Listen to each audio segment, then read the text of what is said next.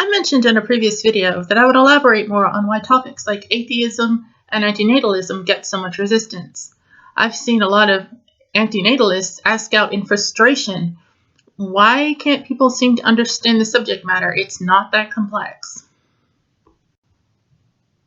As I said in a previous video, this is very reminiscent of when I used to promote atheism. Despite there being more atheists in the world than there has ever been, atheists are still one of the most hated groups of people in the world because people can't help but see them as party crashers that just love to run around and piss in other people's cornflakes.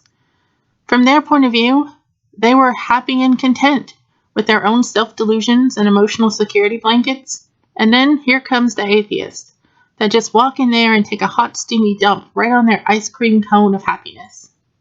People often build emotional blocks towards things that makes them feel uncomfortable or goes against their own deeply ingrained pre-existing values or beliefs. You see, for a lot of people, it doesn't matter if the argument is logical or rational. They are only concerned with how the information makes them feel.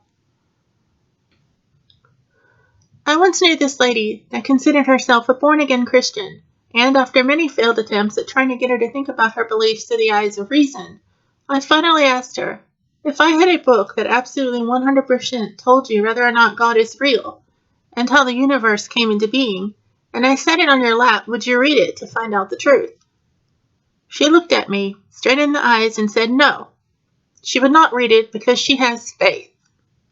In that moment, I was hit in the face like a brick with the realization that for most people, it's not about truth or trying to understand life and their place in it. It's about choosing to see the world in a way that makes them feel good, nothing more. So any argument that uses logic and reason will fall upon deaf ears if that argument makes people feel negative emotions. Whether or not the argument is correct or incorrect becomes irrelevant, which is why we seem to have made great advances in technology, yet seem to have dramatically fallen behind in our social and political development. Any argument that stirs up people's emotions will always see resistance. As primitive as it may be to be slaves to our own emotions, it is an intrinsic part of the human condition that we cannot escape. Therefore, promoting arguments like atheism and antinatalism will always seem like fighting an uphill battle. People also tend to be more open to ideas that seem useful to them in the moment they need it. So what they deem to be just hypothetical ideas is thought of as less important to them. There may come a time in the future that antinatalism will be seen as a benevolent act of mercy, and not just a misunderstood idea.